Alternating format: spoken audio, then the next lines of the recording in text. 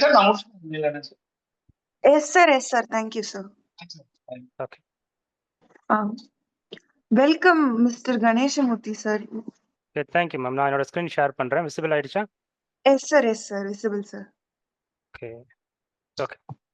So எனக்கு VRS GST அகாடமிக்கும் Neelakandan சாருக்கும் நான் நன்றியை தெரிவிச்சுக்கிறேன்.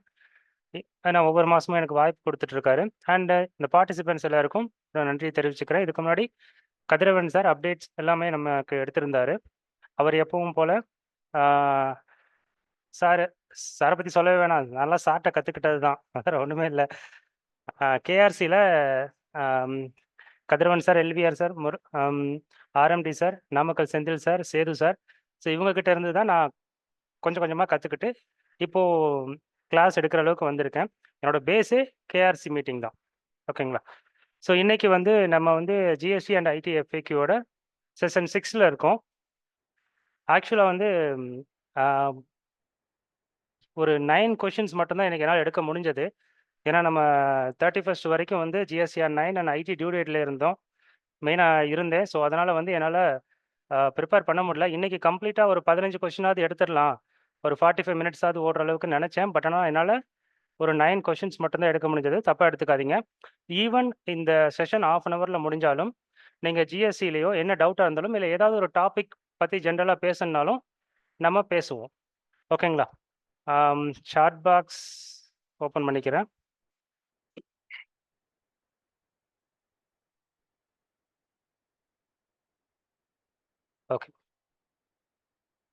ஓகேங்களா? ஸோ இன்றைக்கி நம்மளோட ஃபர்ஸ்ட் கொஸ்டின் என்னென்னா, ஒரு ஜிடிஏ அவரோட annual aggregate turnover above 5 crore, அவருக்கு இ இன்வாய்ஸ் அப்ளிகபிளா இல்லையா? இதுதான் ஃபர்ஸ்ட் கொஸ்டின். ஓகேங்களா? அவருக்கு இ இன்வாய்ஸ் அப்ளிகபிள்னா எஸ்ன்னு போடுங்க, தேவையில்லைன்னா நோன்னு போடுங்க. ஓகே. ஸோ இந்த கொஸ்டினை வேணால் நான் 2ஆக பிரித்து கேட்கவா? மிக்சடு ஆன்சர் வரதுனால 2ஆக பிரித்து கேட்குறேன். அந்த ஜிடிஏ வந்து ஃபார்வர்டு சார்ஜ் மெக்கானிசமில் பில் பண்ணுறாரு. ஃபஸ்ட்டு கொஸ்டினில் ஒரு சப் கொஸ்டின், அந்த ஜிடிஏ எஃப்சிஎம்ல பில் பண்ணுறாரு, அவருக்கு இ இன்வாய்ஸ் அப்ளிகபிளா? இது first question. Okay okay okay okay so இந்த கொஸ்டினுக்கு வந்து எல்லாருமே எஸ் கொடுத்துருக்கீங்க. ஓகே, ஸோ இதோட சப் கொஸ்டின் 2 சொல்கிறேன். அந்த ஜிடிஏ வந்து ஆர்சிஎம்ல பில் பண்ணுறாரு. ஸோ அவரோட டேக்ஸை வந்து லயபிலிட்டியை ரிசீவ் பண்ணி தான் பண்ணுறாங்க. ஸோ இந்த கேஸில் அவங்களுக்கு இ இன்வாய்ஸ் மேண்டேட்டரியா இல்லை நாட் அப்ளிகபிளா?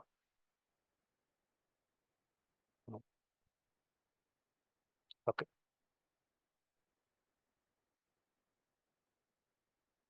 ஓகே ஸோ மேஜராக வந்து ஆன்சர் என்னன்னு பார்த்தீங்கன்னா, அவங்க வந்து ஃபார்வர்ட் சார்ஜில் இருந்தால் இ இன்வாய்ஸ் அப்ளிகபிள் அப்படிங்கிறதா மேஜராக வந்த ஆன்சர்.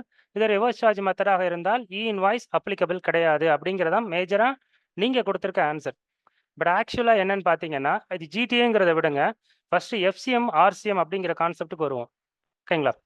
ஸோ வந்து எஃப்சிஎம்னா என்னென்னு எல்லாருக்குமே தெரியும். ஸோ 9 கொஸ்டின் இருக்கிறதுனால நான் கொஞ்சம் ஓட்டணும், கொஞ்சம் டைம் அதிகமாக இழுக்கணுங்கிறதுனால உங்களுக்கு எக்ஸ்பிளைன் பண்ணுற மாதிரி ஆக்ட் பண்ணுறேன், கொஞ்சம் பொறுத்துக்குங்க. ஸோ ஃபார்வர்ட் சார்ஜ் மெக்கானிசம்னா அந்த சப்ளையரே டேக்ஸை கலெக்ட் பண்ணி கவர்மெண்ட்டுக்கு பே பண்ணுவாங்க. ஓகேங்களா? ஸோ இதுதான் forward charge mechanism. Reverse charge மெக்கானிசம்னா சர்வீஸ் ஆர் குட்ஸ் ரிசீப்பண்ட் யாரோ அவங்க அந்த டேக்ஸை கட்டுவாங்க, அவங்களோட லயபிலிட்டி வந்து ரிசீப்பண்ட்டுக்கு வந்துடும். ஸோ இதுதான் வந்து ஆர்சிஎம். ஓகேங்களா? ஸோ ஃபார்வர்ட் சார்ஜாக இருந்தாலும் ரிவர்ஸ் சார்ஜாக இருந்தாலும் அவங்க கொடுக்கக்கூடிய இன்வாய்ஸுக்கு பேர் டேக்ஸ் இன்வாய்ஸ் தான். ஸோ டேக்ஸ் இன்வாய்ஸ்னு ஒன்று இஷ்யூ பண்ணுறப்போ கண்டிப்பாக இ இன்வாய்ஸ் இஷ்யூ பண்ண வேண்டும். ஓகேங்களா? இது வந்து ஜென்ரல் இன்வாய்ஸுக்கு, ஜென்ரல் டேக்ஸ் இன்வாய்ஸுக்கு எல்லாருக்குமே இது அப்ளிகபிள் ஆகும். இ இன்வாய்ஸ் மேண்டேட்ரி. பட் ஆனால் நோட்டிஃபிகேஷன் நம்பர் 13/2020 என்ன சொல்லியிருக்காங்கன்னா, இ இன்வாய்ஸு இந்த 4 பேரை தவிர அப்ளிகபிள் ஆகுங்கிறத கொடுத்துருக்காங்க. ஓகேங்களா? 13/2020 சென்ட்ரல் டேக்ஸ் ரேட் நோட்டிஃபிகேஷன். அதில் வந்து ரூல் 54(2)(3)(4)(4)A இந்த 4 சப் ரூலில் கவர் ஆகிறவங்க தவிர மீதி எல்லாரும் 100 கோடிக்கு மேலே அவங்க டேர்ன் ஓவர் போயிருந்ததுன்னா, இப்போ 5 கோடி கொண்டு வந்துட்டாங்க, ஓகேங்களா? So currently it is 5 crore limit. ஓகேங்களா? ஸோ அவங்க இன்வாய்ஸ் போட தேவையில்லை. அந்த 4 பேர் யாருன்னு பார்த்தீங்கன்னா, ரூல் 54(2) யாருக்குன்னா, insurer R banking company R financial institution. ஓகேங்களா? 54(3) படி goods transport agency. So GTA நம்ம முன்னாடி பார்த்த கொஸ்டினுக்கு ஜிடிஏ எஃப்சிஎம் ஆக இருந்தாலும், ஆர்சிஎம் ஆக இருந்தாலும், அவங்களோட எந்த மெத்தட் ஆட் பண்ணியிருந்தாலும், அவங்க இன்வாய்ஸ் ஆட் பண்ண தேவையில்லை. 54(4) படி பேசஞ்சர் டிரான்ஸ்போர்ட் சர்வீஸ் பண்ணக்கூடிய ஒருத்தர் இன்வாய்ஸ் கொடுக்க தேவையில்லை. 54(4)A படி ரூல் 54 சப் ரூல் 4A படி ஒரு மல்டிப்ளெக்ஸ் சினிமா தியேட்டர்ல உங்களுக்கு வந்து கொடுக்கக்கூடிய சினிமா டிக்கெட்டுக்கு உங்களுக்கு இன்வாய்ஸ் போட தேவையில்லை. ஸோ இந்த 4 பேரை தவிர மீதி எல்லாருமே அவங்களோட இன்வாய்ஸ் எஃப்சிஎம் ஆக இருந்தாலும், எஃப்சிஎம் மெத்தடாக இருந்தாலும், ஆர்சிஎம் மெத்தடாக இருந்தாலும் அவங்க இன்வாய்ஸ் போடணும். ஓகேங்களா? ஸோ இந்த கேஸ்ல ஜிடிஏ எக்ஸம்டட். கிளியரா?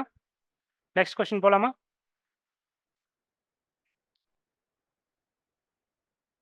ஓகே. ஈவன் அந்தந்த இடத்துல உங்களுக்கு டவுட் இருந்தாலும் நீங்க அப்பவே கேட்கலாம்.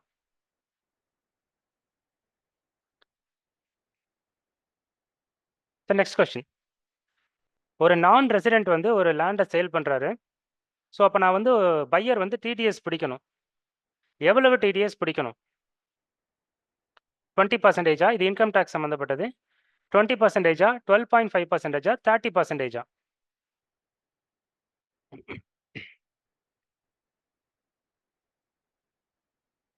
ஓகே. ஸோ வேணு சார் வந்து 30% சொல்லியிருக்காரு. மீதி எல்லாரும் 20% சொல்லியிருக்கீங்க. ஓகே. ஓகே. இன்னொருத்தர் 30% சொல்லியிருக்காரு. 12.5% ஒருத்தர் சொல்லியிருக்காரு. ஓகே. ஸோ ஆன்சர் பார்க்கறதுக்கு முன்னாடி லாங் டேர்ம் கேபிட்டல் கெயினோட ரேட் ஆஃப் டேக்ஸ் என்ன அப்படிங்கிறத போடுங்க. Long term capital gain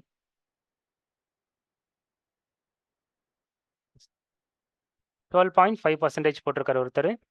okay. Okay. Short term capital கெயினோட ரேட் ஆஃப் டேக்ஸ் என்ன? ஓகே. ஒருத்தர் 20% போட்டிருக்காரு. ஓகே. ஓகே.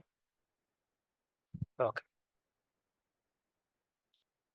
ஸோ ஒரு நான் ரெசிடென்ட்டுக்கு ஜென்ரலாக நான் ரெசிடென்ட்டுக்கு டிடிஎஸ் பிடிக்கிறதுக்குன்னு ஒரு தனி செக்ஷன் இருக்கு. Section 195.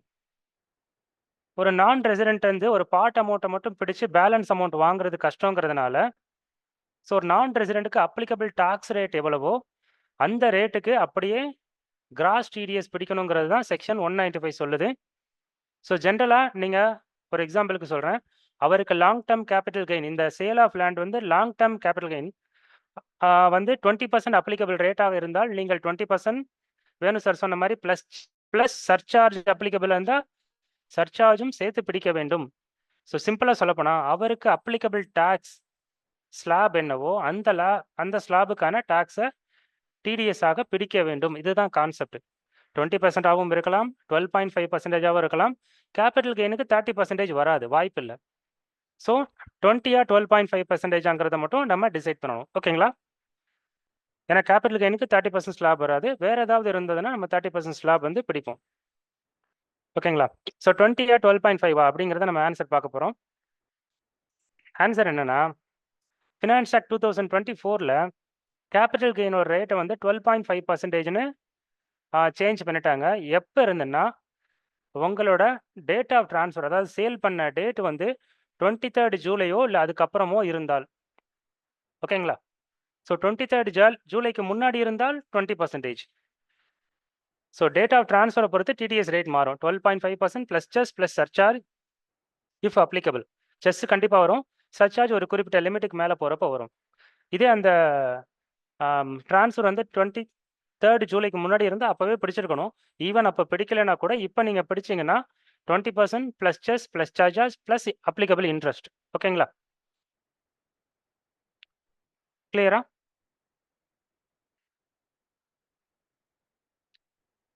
Okay.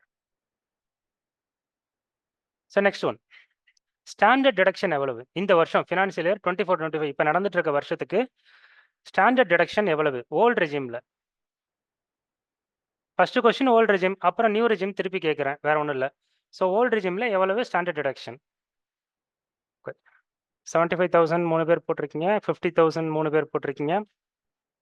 Okay. Okay. Okay. சரி. ஓல்ட் ரெஜிம் நீங்க மிக்ஸ்டு ஆன்சர்ஸ் தான் குடுத்திருக்கீங்க. நியூ ரெஜிம்ல எவ்வளவு? இப்ப நான் கேட்கிறேன்.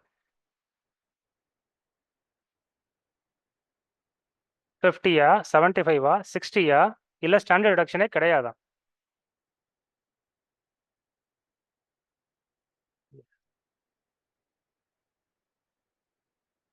ஓகே. ஓகே. நெறைய பேர் ஆன்சர் போட்டிருக்கீங்க. நெறைய பேர் கரெக்ட்டாவும் போட்டிருக்கீங்க. அதாவது இந்த ஃபினான்ஸ் ஆக்ட்ல நியூ ரெஜிம்ல மட்டும் தான் டாக்ஸ் ஸ்லாப்ல சேஞ்ச் பண்ணியிருக்காங்க. ஒரு இண்டிவிஜுவல் ஹெச்யூஎஃப் கேட்டகரிய பொறுத்தவரைக்கும். ஓல்ட் ரெஜிம்ல எந்த சேஞ்சஸும் கிடையாது.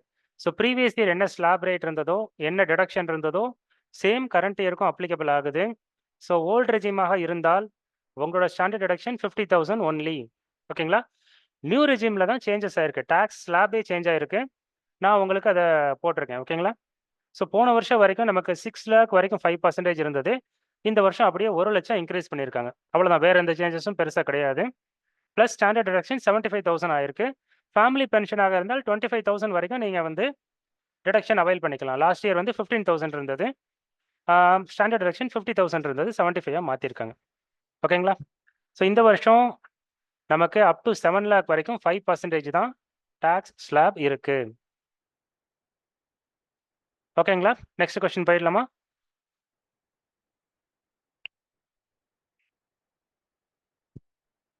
சாட் பாக்ஸ்ல எந்த பதிலும் வரல.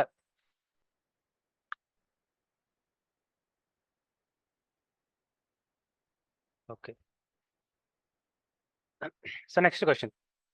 ஜிஎஸ்டிஆர் 10 ஃபைனல் ரிட்டர்ன் வந்து காம்போசிஷன் டீலருக்கு அப்ளிகபிளா இல்லையா? ஏன்னா இப்ப ரீசெண்டா 2, 3 நோட்டீஸ் பார்த்துட்டேன் நானு.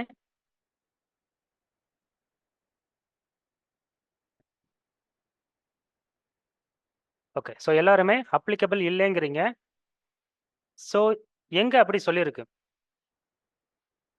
உங்களுக்கு நோட்டீஸ் வந்திருக்கு. நீங்க பதில் குடுக்கணும். எத கோட் பண்ணி குடுப்பீங்க? எனிஒன்?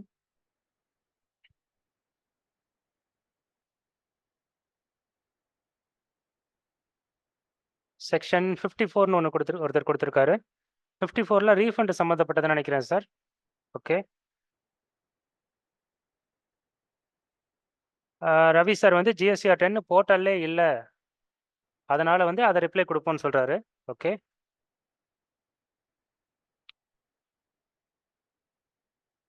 செக்ஷன் 10ல வந்து அதாவது காம்போசிஷன் லெவி யாரு ஆப்ட் பண்ணலாம் அப்படிங்கிறத சொல்லியிருக்கே தவிர, அதுல வந்து ஃபைனல் ரிட்டர்ன பத்தி எங்கேயுமே சொல்லல. ஃபைனல் ரிட்டர்ன் அப்ளிகபிள் இல்லைங்கிறத பத்தியும் எங்கேயும் சொல்லல. ஓகேங்களா? ஃபைனல் ரிட்டர்னுக்குன்னு ஒரு செக்ஷன் இருக்கு. எந்த செக்ஷன்? சார் சொன்னார் இல்லையா? அந்த சாட் ஜிபிடில கூட நீங்க போட்டு பாருங்க. GSTR 10 section.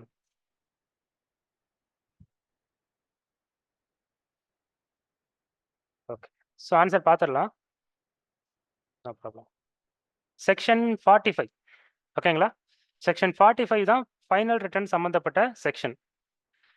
அந்த செக்ஷன் என்ன சொல்லுதுன்னா, every registered person who is required to file return under section 39(1). Section 39 subsection 1 படி யாரெல்லாம் ரிட்டர்ன் ஃபைல் பண்றாங்களோ, அவங்க எல்லாரும் ஃபைனல் ரிட்டர்ன் ஃபைல் பண்ணணும். ஓகேங்களா? கேன்சலேஷன் டேட் ஆஃப் கேன்சலேஷன் ஆர்டர்ல இருந்தோ, இல்ல கேன்சலேஷன் டேட்ல இருந்தோ. ஓகேங்களா? வித்தின் 3 மந்த்ஸ்க்குள்ள ஜிஎஸ்டிஆர் 10 பண்ணணும்னு சொல்லியிருக்காங்க. செக்ஷன் 39(1) என்ன சொல்லுதுன்னா, யாரு ரிட்டர்ன் அதாவது செக்ஷன் 39னா ரிட்டர்ன் ஃபைலிங் ஆஃப் ரிட்டர்ன் பத்தி சொல்லுது. செக்ஷன் 39(1) என்ன சொல்லுதுன்னா, every registered person other than a person paying tax under section 10. Other than composition dealer, section 51 other than TDS tax deductor, other than tax collector. இவங்க 3 பேரும் GSTR 10 அதாவது final return பண்ண வேண்டியது இல்லைன்னு சொல்லுது. இந்த 2யும் செக்ஷன் 45 ரீட் வித் செக்ஷன் 39(1). ஓகேங்களா? இது 2யும் பார்த்தீங்கன்னா, ஒரு காம்போசிஷன் டீலரோ, இல்ல டாக்ஸ் டிடக்டாரோ, இல்ல டாக்ஸ் கலெக்டாரோ, இவங்க 3 பேருமே அவங்களுக்கு ஃபைனல் ரிட்டர்ன் அப்ளிகபிள் இல்ல அப்படிங்கிறத சொல்லக்கூடிய இந்த 2 செக்ஷன் தான் உங்களுக்கு பதில் சொல்ல உதவியா இருக்கும். ஓகேங்களா? அண்ட் ஜிஎஸ்டி போர்ட்டல்ல இல்லைங்கிற ஸ்கிரீன்ஷாட்ட அடிஷனலா வச்சுக்கலாம். ஓகேங்களா? ஓகே. கிளியரா? நெக்ஸ்ட் ஒன் போலாமா?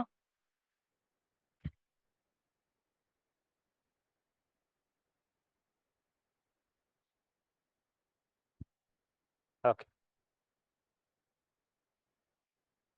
So the next one.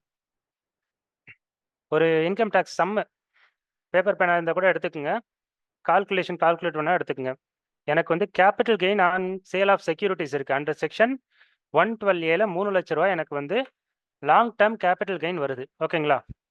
Share of sale of செக்யூரிட்டீஸ்ல ரூ. 3,00,000 long term capital gain. Interest income 1,00,000 இருக்கு. மொத்தம் 4,00,000. இப்போ என்னோட டாக்ஸ் லயபிலிட்டி எவ்வளவு? அந்த 3,00,000 நான் 12% கட்டணுமா?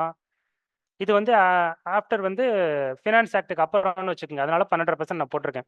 இதே பிஃபோர் வந்ததுன்னா நீங்க 20 பிஃபோர் வந்தா 10% கால்குலேட் பண்ணணும். ஓகேங்களா?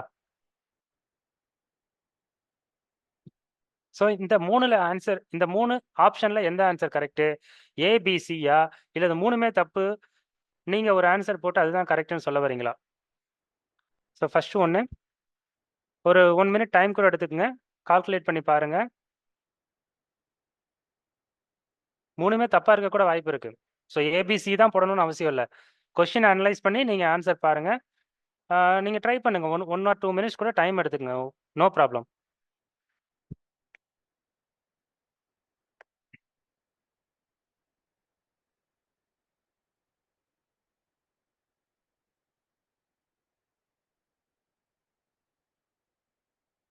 ஓகே. ஸோ மேஜரா வந்து எல்லாருமே ஏ தான் சொல்லியிருக்கீங்க.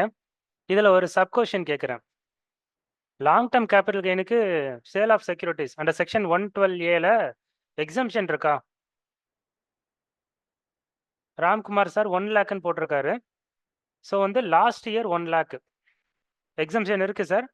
லாஸ்ட் இயர் வந்து அதாவது அசஸ்மெண்ட் இயர் 24-25க்கு 1 லேக் இருக்கு. இப்போ இந்த கரண்ட் இயருக்கு அசஸ்மெண்ட் இயர் 25-26 ஃபினான்ஷியல் இயர் 24-25க்கு பழமலை சார் சொன்ன மாதிரி 1,4 லட்ச ரூபா வந்து நமக்கு எக்ஸம்ஷன் இருக்கு. ஸோ அதையும் நீங்க கன்சிடர் பண்ணிக்கங்க. ஓகேங்களா? ஸோ 1,4 லட்ச ரூபா எக்ஸம்ஷன் போக 1,4 லட்ச ரூபா டாக்ஸ் கட்டணுமா? அடுத்த கொஸ்டின். 3 லட்சம் வராது. ஆப்ஷன் ஏ கிடையாது. நிறைய பேர் ஆப்ஷன் ஏ தான் போட்டிருந்தீங்க.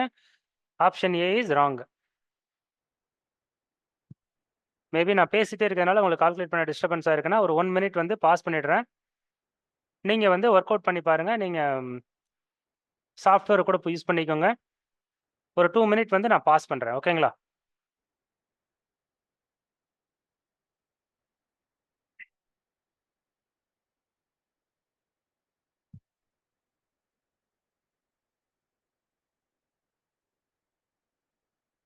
பரவாயில்ல. 5 கொஸ்டின் 25 நிமிஷம் ஆக்கிட்டேன். இன்னும் 4 கொஸ்டின் 1 ஹவர் ஆக்கிடுவேன்.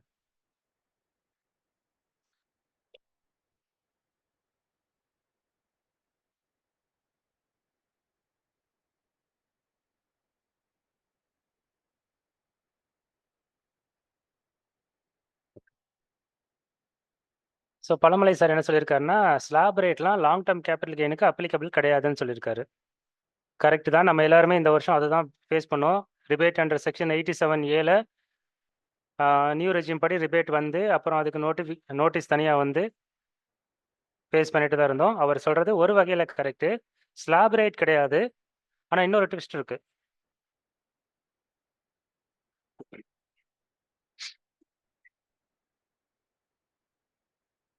எனிஒன் யாராவது ஃபைண்ட் அவுட் பண்ணிட்டீங்களா? இல்லை நம்ம ஆன்சர் பார்த்துடலாமா?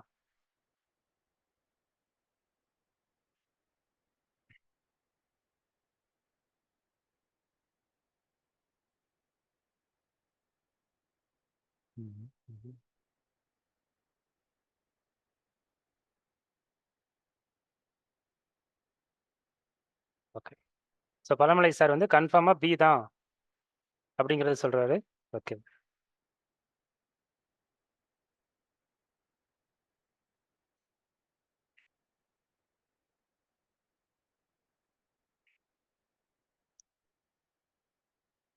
ஓகே. நம்ம ஆன்சர் பார்த்துடலாம். ஆன்சர் என்னன்னா 3,125 டாக்ஸ் பேபிள் வந்து 3,125 ரூபா.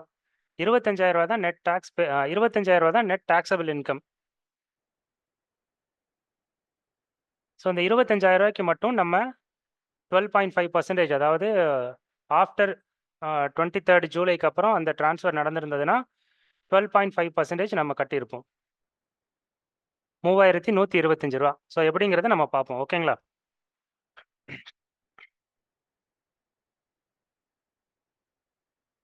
ஒரே ஒரு செகண்ட். எனக்கு சாட் பாக்ஸ் மறைக்குது.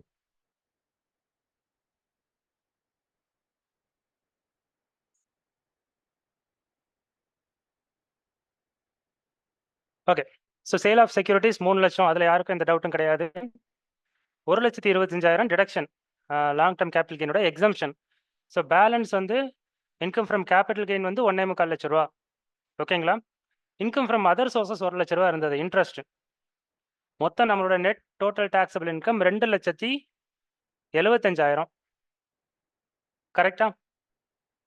ஸோ இதே ஓல்டு ரெஜிமாக இருந்தால் 2,50,000 பேசிக் எக்ஸம்ஷன் லிமிட் இருக்கு. நீங்க என்ன டைப் ஆஃப் இன்கம் இருந்தாலும் பேசிக் எக்ஸம்ஷன் லிமிட் எல்லாருக்குமே இருக்கு.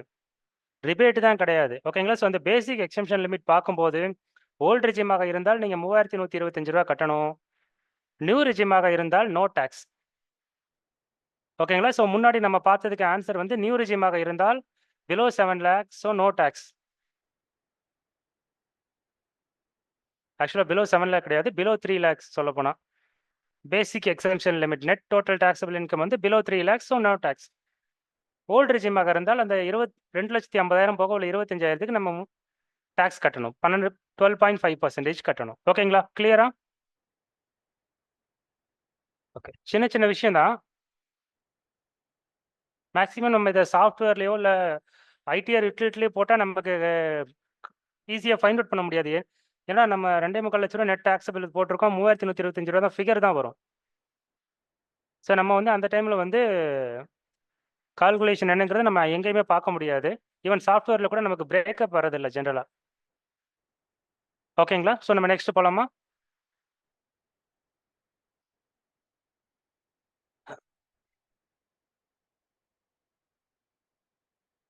ஓகே.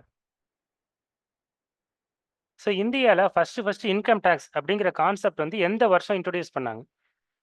Any idea? ஸோ எல்லாருமே வந்து 1961 அப்படின்னு சொல்றாங்க. ஓகே. வேணு சார் வந்து 1961ல எனாக்ட் பண்ணியிருக்குங்க. பட் அதுக்கு முன்னாடியும் இருக்குங்கிற மாதிரி சொல்றாரு. ஓகே, பார்க்கலாம். சரி, கம்பெனிஸ் ஆக்ட் எந்த வருஷம்? Companies act 2013, 1956, 2013. Okay. So companies act எப்போ 1956ல தான் ஃபர்ஸ்ட் வந்த ஆக்ட். அது இப்போ 2013ல அகைன் வந்து நியூ ஆக்ட் வந்திருக்கு. ஓகேங்களா? ஸோ அதே மாதிரி இன்கம் டேக்ஸு 1961ங்கிறது நமக்கு இப்போ லைவ்ல இருக்கக்கூடிய ஆக்ட். அதுவும் அடுத்த வருஷமே இருக்காதுங்கிற மாதிரி தான் தெரியுது. ஓகேங்களா? ஸோ ஃபர்ஸ்ட் நம்ம ஆன்சரை பார்த்துடலாம். இந்தியாவில் ஃபர்ஸ்ட் இன்கம் டேக்ஸ் அப்படிங்கிற கான்செப்ட் எப்போ வந்ததுன்னா 1860 1860ல தான் வந்தது. சர் ஜேம்ஸ் வில்சன் அப்படிங்கிறவர் தான் பிரிட்டிஷ் இந்தியாவோட ஃபர்ஸ்ட் ஃபினான்ஸ் மினிஸ்டர். 1820. ஸோ எதுக்காக இன்கம் டேக்ஸ் அப்படிங்கிற ஒரு கான்செப்ட் கொண்டு வந்தாங்கன்னா என்ன சொல்றது, நம்மளோட ஃபர்ஸ்ட் விடுதலை போராட்டம் ஃபர்ஸ்ட் ஆரம்பிச்சது வந்து 1957ல சிப்பாய் கழகம், மிலிட்ரி மியூட்னி. நம்ம எல்லாருமே ஹிஸ்ட்ரியில் படிச்சிருக்கோம். ஸோ 1857ல வந்த சிப்பாய் கழகத்தினால நிறைய எக்ஸ்பென்சஸும் லாஸும் பிரிட்டிஷ் கவர்மெண்ட்டுக்கு ஆனதுனால டெம்பரவரியாக ஒரு 5 வருஷத்துக்கு இன்கம் டேக்ஸ் அப்படிங்கிற ஒரு கான்செப்டை கொண்டு வந்து வருமானம் அதிகமாக இருக்கிறவங்ககிட்ட இருந்து டேக்ஸ் கலெக்ட் பண்ண ஆரம்பிச்சாங்க இந்தியாவில். ஓகேங்களா? அது வெறும் டெம்பரவரியாக 5 வருஷத்துக்கு தான் இருந்தது. அதுக்கப்புறம் 1886ல தான் இன்கம் டேக்ஸ் ஆக்ட் அப்படின்னு சொல்லி ஒரு தனியாக ஒரு ஆக்ட் வந்து பாஸ் பண்ணி அது வந்து ஃபோர்ஸுக்கு வந்தது. ஓகேங்களா? இது 1921 வரைக்கும் இருந்தது. இதுதான் இன்கம் டேக்ஸோட ஹிஸ்ட்ரி. இந்தியாவில் இன்கம் டேக்ஸோட ஹிஸ்ட்ரி இதுதான். ஸோ நம்மளோட சிப்பாய் கழகம் அப்படிங்கிற ஒரே ஒரு போராட்டம் தான் நமக்கு இன்கம் டேக்ஸ் வர்றதுக்கு காரணமாக இருந்தது. ஓகேங்களா? அடுத்து ஸோ 1886ல் வந்த மொதல் ஆக்ட் வந்து 1921 வரைக்கும் இருந்தது. 1922ல திரும்ப ஒரு புது ஆக்ட் வந்து அதை ரீப்ளேஸ் பண்ணுச்சு. ஓகேங்களா? ஸோ 1922ல வந்த ஆக்ட் தான் 19 அசஸ்மெண்ட் இயர் 1961, 62 வரைக்கும் இருந்தது. கிட்டத்தட்ட ஒரு 39, 40 வருஷத்துக்கு இருந்தது. ஓகேங்களா? அதுக்கப்புறம் அந்த 22ல இருந்து நிறையா 1947க்கு முன்னாடி இந்தியாவே கிடையாது. அப்புறம் எப்படி இது பாசிபிள்னு சொன்னாங்க. அது பிரிட்டிஷ் இந்தியா அவ்வளோதான். பேர் இல்ல. அவ்வளோதான். இப்ப நம்ம என்ன சொல்லுவோம்? அது இந்தியாவே இல்லைன்னு சொல்ல மாட்டோம்ல. பிரிட்டிஷ் இந்தியான்னு சொல்லுவோம். அவ்வளோதான். ஓகே. ஸோ 1922ல இருந்து அதுக்கப்புறம் அந்த 40 வருஷமா வந்த அமெண்ட்மென்ட், நோட்டிஃபிகேஷன் எல்லாமே ரொம்பவும் பேர்டனாக ரொம்பவும் குழப்பமாக இருந்ததுனால, அத சிம்ப்ளிஃபை பண்றதுக்கு அதுக்குன்னு ஒரு லா கமிஷன் 1956ல வச்சு 1961ல தான் இப்ப நமக்கு லைவ்ல இருக்கிற ஆக்ட்ட எனாக்ட் பண்ணாங்க. ஓகேங்களா? 1962ல இருந்து தான் அது ஜம்மு காஷ்மீருக்கும், சிக்கிமுக்கும் சேர்ந்து ஹோல் இந்தியா கவர் ஆனது. இந்த 1961ல இருக்கிற இப்ப லைவ்ல இருக்கிற ஆக்ட் தான் வந்து ரொம்ப லாங் பீரியட் இருக்கக்கூடிய ஆக்ட். கிட்டத்தட்ட 60, 63 வருஷமா 63 வருஷமா லைவ்ல இருக்கக்கூடிய இன்கம் டாக்ஸ் ஆக்ட் இப்ப கரண்ட்ல உள்ளது தான். Next year direct tax code 2025 அத ரீப்ளேஸ் பண்ண 90% வாய்ப்பு இருக்கு. ஓகேங்களா? ஓகே. ஸோ இதுதான் இன்கம் டாக்ஸோட ஒரு பிரீஃப் ஹிஸ்டரி. ஓகே. அடுத்து. ஸோ ஒரு பெர்சன் வந்து காம்போசிஷன் ஸ்கீம்ல இருக்காரு. அவருக்கு ரென்டல் இன்கம் மட்டும் தான் இருக்கு. ஸோ நான் காம்போசிஷன் ஸ்கீம் போய்க்கிறேன். 6% நான் கட்டிக்கிறேன். அப்படிங்கிற மாரி அவரு சொல்லி ஆன்சர் கிட்டத்தட்ட சொல்லிட்டேனா? ஓகே. ஸோ வந்து அவர் வந்து காம்போசிஷன் ஸ்கீம் வந்து ஆப்ட் பண்ணிட்டாரு.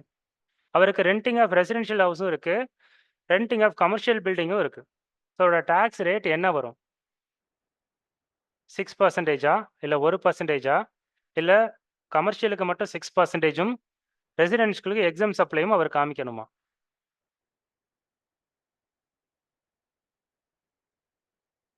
இதுதான் கொஸ்டின். Very simple. அவர் ரூ. 50,00,000 இருந்தா ஒரு சர்வீஸ் சப்ளை பண்ணக்கூடியவர் 1/4/2019ல இருந்து செக்ஷன் 10(2)ஏங்கிற ஒரு கான்செப்ட் கொண்டு வந்தாங்க. சப்ளையர் ஆஃப் சர்வீஸும் காம்போசிஷன் ஸ்கீம் எடுத்துக்கலாம். ஆனா 50,00,000 லிமிட்டுக்குள்ள இருக்கணும். அவங்களுக்கு டாக்ஸ் ஸ்லாப் இவ்வளோன்னு சொல்லி ஒரு நோட்டிஃபிகேஷன் இருக்கு. ஸோ அவங்க வந்து என்ன ஸ்லாப் ரேட் அப்ளிகபிள்?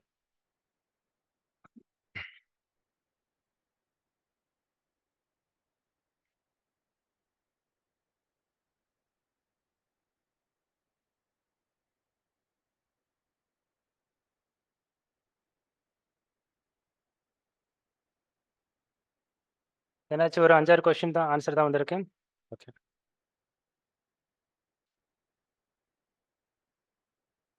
ஸோ வேணு சார் என்ன சொல்லியிருக்காருன்னா 6% ஃபார் கமர்ஷியலுக்கும் 6% ஃபார் ரெசிடென்ஷியலும் சொல்லியிருக்காரு. நிறைய பேர் சி தான் ஆன்சர் போட்டிருக்கீங்க. ஆன்சர் பார்த்துடலாமா?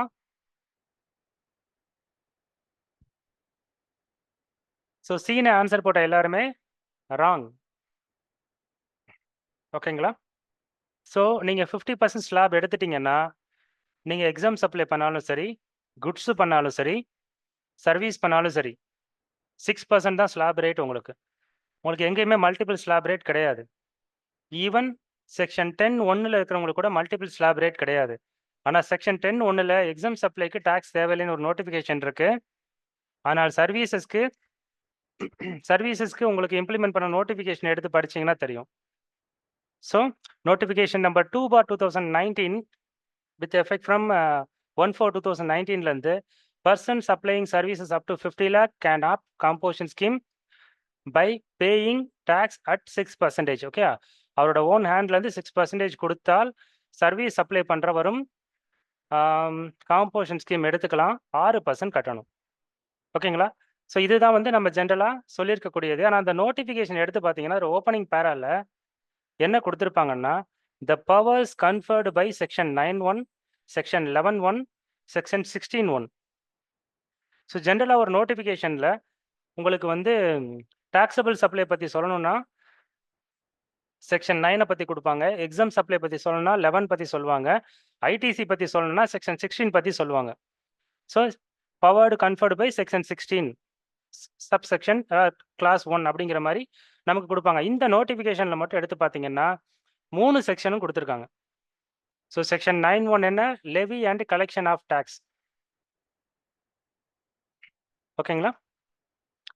செக்ஷன் 11(1) என்ன? Power to grant exemption. Section 16(1) என்ன? Eligibility and condition for taking ITC. So இந்த 3 செக்ஷனும் கோட் பண்ணதுனால இந்த 3 செக்ஷனுமே அந்த நோட்டிஃபிகேஷன்ல கவர் ஆகுதுன்னு அர்த்தம். ஈவன் அது டாக்ஸபிள் சப்ளையாக இருந்தாலும் 6%, எக்ஸம்டட் சப்ளையாக இருந்தாலும் 6%, குட்ஸாக இருந்தாலும் 6%, ஐடிசி எலிஜிபிள் கிடையாது. ஸோ இதுதான் என்னோட வியூ. நான் ஆக்சுவலாக இந்த மந்த் வந்து என்னோட புல்லட்டினில் இது சம்மந்தமான, அதாவது காம்போசன்ஸ் டீலர் சம்மந்தமான ஆர்டிக்கல் தான் எழுதலான் இருந்தேன். அதுக்காக நோட் பண்ணி வச்ச பாயிண்ட் தான் இது. மேபி அதை கம்ப்ளீட்டாக ஒரு ஆர்டிக்கல் எழுதும் போது என்னோட வியூ கூட மாறலாம். பட் என்னோட வியூ இப்போதைக்கு இதுதான். நீங்கள் கிராஸ் செக் பண்ணிக்கோங்க. ஓகேங்களா?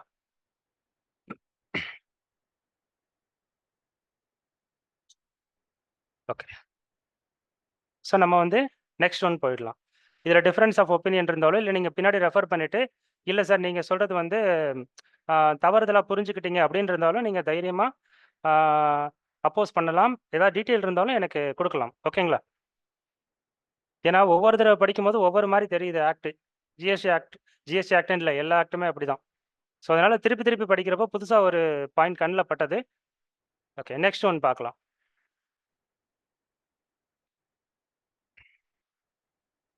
ஸோ மினிமம் ரெமுனரேஷன் ஒரு பார்ட்னருக்கு பார்ட்னர்ஷிப் ஃபர்மில் பேஸ்ட் ஆன் புக் ப்ராஃபிட்டில் மினிமம் எவ்வளவு ரெமுனரேஷன் கொடுக்கலாம்? 1.5 லட்சமா, 3 லட்சமா, 90% ஆஃப் புக் ப்ராஃபிட்டா? நான் கேட்கறது மினிமம், மேக்ஸிமம் கிடையாது. வேணு சார் சொல்லியிருக்காரு ஈவன் லாஸ் ஆக இருந்தாலும் 1.5 லட்சம் கொடுக்கலான்னு சொல்லியிருக்காரு. மற்றவங்க? Okay okay. ராம்குமார் சார் 1.5 லட்சம் சொல்லியிருக்காரு. பழமலை சார் 1.5 லட்சம் சொல்லியிருக்காரு. தாஸ் சார் 90% ஆஃப் புக் ப்ராஃபிட்னு கொடுத்துருக்காரு. Okay okay.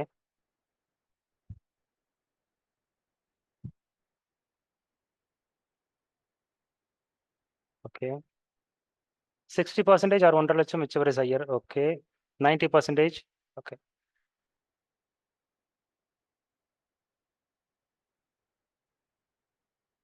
Okay. So mixed answers தான் வருது. ஆன்சர் பார்த்துடலாமா?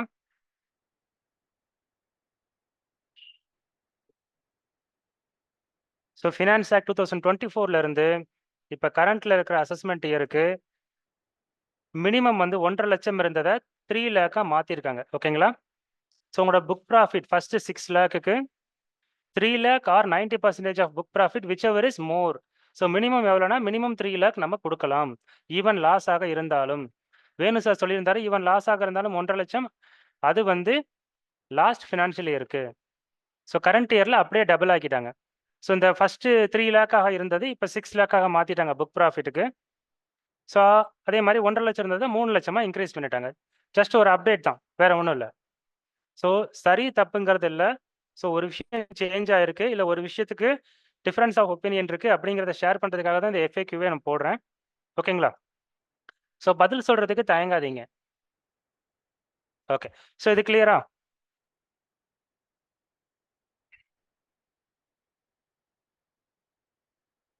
ஸோ 90% அது வந்து whichever is more தான். ஸோ whichever is moreன்னு பார்க்கும்போது 3 லட்சம் தான் அதிகமாக இருக்கும். ஓகேங்களா? இதே 90% அதிகமாக இருந்தால் நம்ம அந்த 90% புக் ப்ராஃபிட் தான் கொடுக்க போகிறோம். ஆனால் மினிமம் 3 லேக் கொடுத்துருவோம். அந்த கான்செப்ட் வந்து பார்த்தீங்கன்னா. ஓகே. ஏன்னா அடுத்து ஒரு கொஸ்டின் தான் இருக்கு. ஓகே. ஸோ டிடிஎஸ் பார்ட்னர் ரெமுனரேஷனுக்கு வந்து டிடிஎஸ் அப்ளிகபிள் ஆகுது. 194 டீன்னு ஒரு செக்ஷன் வந்து இந்த 1/4/2025 அப்ளிகபிள் ஆகுது. பார்ட்னரோட டிராயிங்ஸ்க்கும் இது அப்ளிகபிளா? இதுதான் கொஸ்டின். பார்ட்னர் அவரோட சொந்த செலவுக்கு பணம் எடுப்பார். கொஸ்டினை கவனிச்சுக்கோங்க. ஏன்னா எஸ் நோ மிக்சடாக வந்திருக்கு, அதனால கேட்குறேன். ஓகே. ஸோ ஜென்ரலாகவே நமக்கு வந்து பார்ட்னர் வந்து கேபிட்டலை இன்டியூஸ் பண்ணுவாங்க, அவங்க சொந்த செலவுக்கு பணம் எடுப்பாங்க. நம்ம கரண்ட் அக்கௌண்ட்டில் மெயின்டைன் பண்ணுவோம். ஸோ அந்த பணத்தை வந்து அவரு நெனச்சப்போ எடுப்பாரு. ஏன்னா பார்ட்னர்ஷிப் ஃபார்ம்ல உள்ள பெனிஃபிட்டே அதுதான். எப்போ வேணாலும் எடுத்துக்கலாம், எப்போ வேணாலும் போட்டுக்கலாம். Through bank channel. Okay. So வந்து ஆறுமுகம் சார் டிராயிங்ஸ்க்கு நோன்னு சொல்லியிருக்காரு. பார்ட்னர் ரெமுனரேஷனுக்கு மட்டும் தான் டிடிஎஸ் அப்ளிகபிள். அதுவும் 20,000 லிமிட் இருக்கு. ஓகே. எல்லா ஆன்ஸரும் நீங்களே சொல்ட்டீங்க. ஓகே. ஸோ ஆன்ஸர் பார்த்துடலாம். செக்ஷன் 194 வந்து புதுசா இன்சர்ட் ஆயிருக்கு. 1/4/2025லேருந்து அப்ளிகபிள் ஆகுது. ஓகே. ஸோ எனி பெர்சன் ஒரு ஃபர்ம் வந்து ஒரு சேலரியோ, ரெமுனரேஷனோ, கமிஷனோ, போனஸோ, இன்ட்ரெஸ்ட்டோ ஸோ ஏதாவது ஒரு இன்கம்ம அந்த பார்ட்னருக்கு குடுக்கும் பொழுது, ஓகேங்களா? ஸோ அப்பதான் டிடிஎஸ் அப்ளிகபிள் ஆகும். Even that is credited to the capital account. நீங்க பணமா குடுக்கலைனாலும், நீங்க புக்ல ட்ரான்ஸ்ஃபர் என்ட்ரி போட்டு கேபிட்டல் அக்கவுண்ட்ல ட்ரான்ஸ்ஃபர் பண்ணி வச்சாலும் டிடிஎஸ் வரும்னு சொல்றாங்க. ஸோ கேபிட்டல் அக்கவுண்ட்ல பணம் டிராயிங்ஸா எடுக்கிறத பத்தி டிடிஎஸ் பத்தி எங்கேயும் சொல்லல. ஓகேங்களா? ஸோ டிராயிங்ஸ்க்கு டிடிஎஸ் கிடையாது. ஆனால் ஒரு இன்கம்ம நீங்க பணமா குடுக்கலைனாலும், கேபிட்டல்ல நீங்க கிரெடிட் பண்ணி வச்சீங்கன்னா, கண்டிப்பாக டிடிஎஸ் 10% அப்ளிகபிள். ஓகேங்களா? ஸோ அதுக்கு வந்து லிமிட் வந்து வருஷத்துக்கு 20,000 வரைக்கும். 20,000க்கு மேல குடுத்தா கண்டிப்பா டிடிஎஸ் அப்ளிகபிள் ஆயிடும். ஒரு பார்ட்னருக்கு 20,000க்கு கீழ கண்டிப்பா வந்து யாரும் எதுவும் அக்கவுண்டே பண்ண மாட்டாங்க. ஸோ எல்லாருக்குமே டிடிஎஸ் அப்ளிகபிலிட்டி வந்துரும். ஓகேங்களா? ஸோ கிட்டத்தட்ட 40 மினிட்ஸ் ஆயிருக்கு. ஓகே. ஸோ எனக்கு வந்து கிட்டத்தட்ட இந்த கொஸ்டின் இதுதான். Thank you.